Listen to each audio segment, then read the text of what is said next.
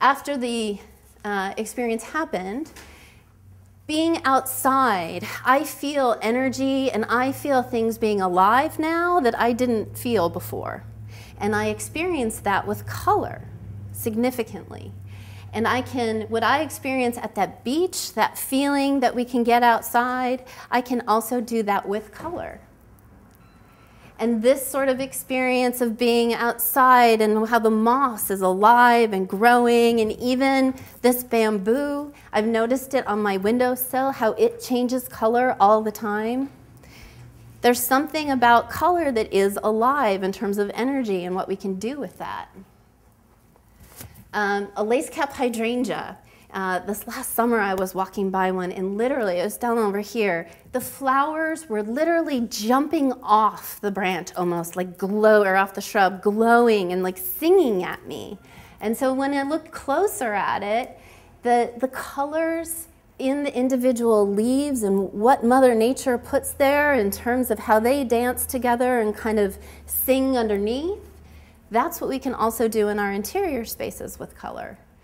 And I've noticed this effect of how to feel that at its highest vibration. You guys have seen those magic eye books before, where you kind of blur your eyes and you can eventually see deeper, a picture behind all this that's up front.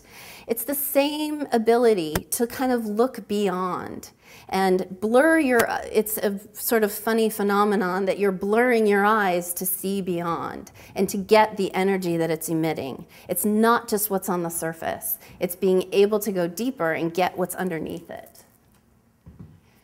So as I was starting to have these experiences, I needed to know what is going on. Why am I experiencing everything so differently? Like, I really felt like I was going crazy that year. And so fortunately, someone posted a link to Jill Pulte Taylor's TED Talk on Stroke of Insight. And she, at the age of 36, she was a neuroscientist and experienced a stroke that completely shut down her left hemisphere of her brain. And being a neuroscientist, she kind of knew what was happening to her as it was happening. And so this TED Talk is an experience of what happened. So only functioning on her right hemisphere, she was in a complete state of enlightenment, and just, it was divine.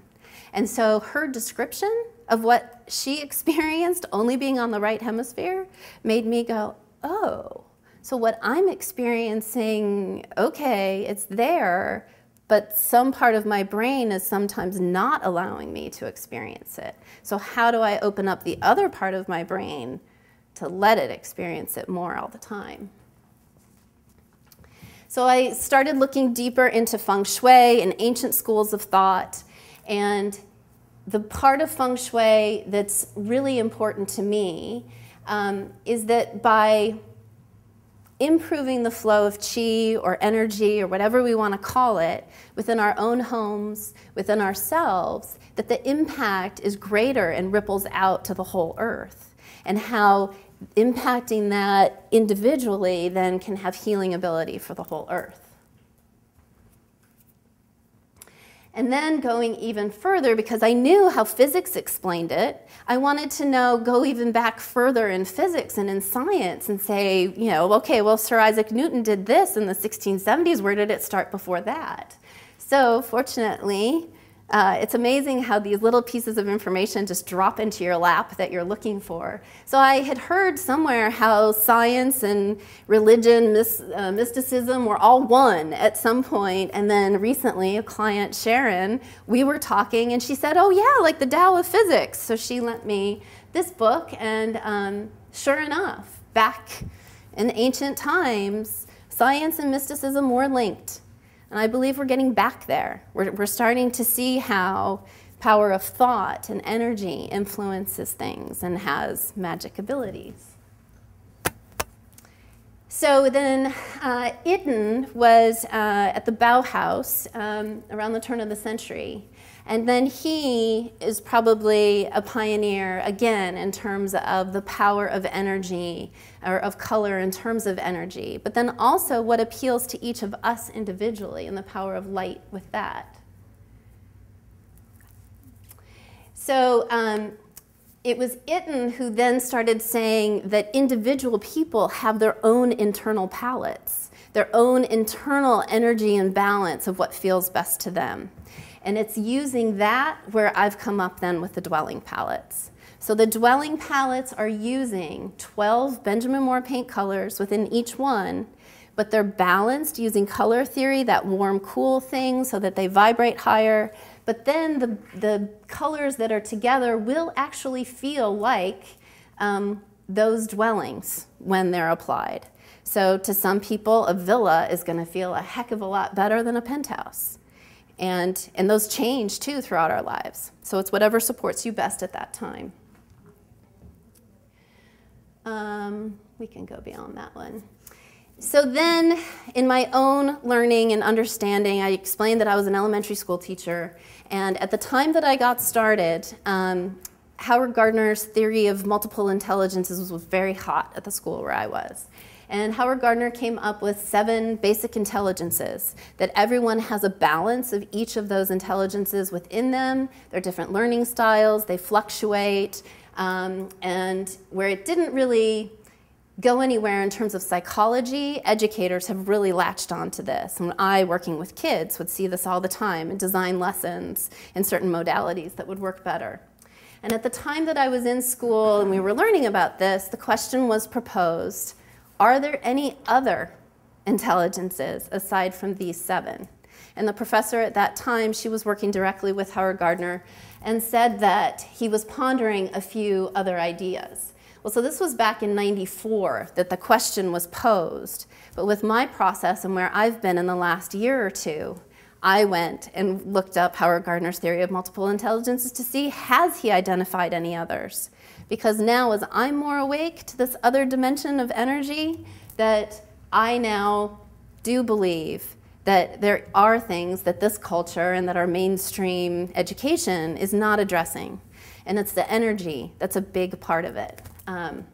And so when I look at Howard Gardner's, he's come up with these 3, a naturalist, a spiritualist, or an existentialist.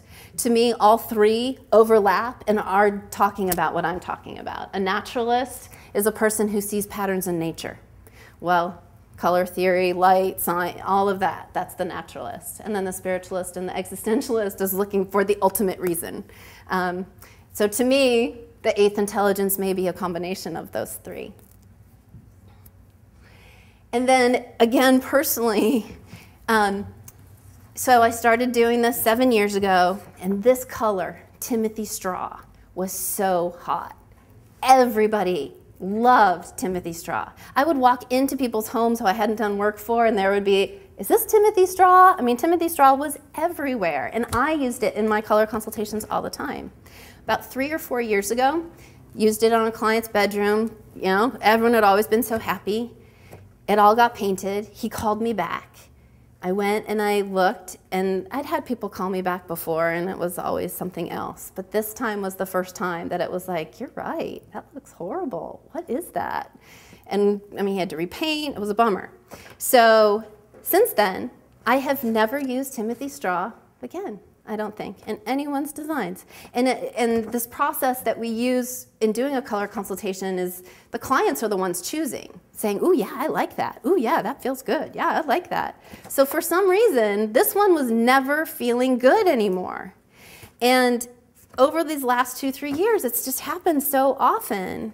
Well, with what now I'm aware of and awake to, I believe that this color never is going to feel good for maybe another 20, 30 years because of the Earth's light. That's what makes colors go in and out of style, and particularly within our homes, because this color in the 70s was really hot, you know, these avocados and golds. Well, about 10 years ago, they were beautiful again. Everyone was having those colors in their homes.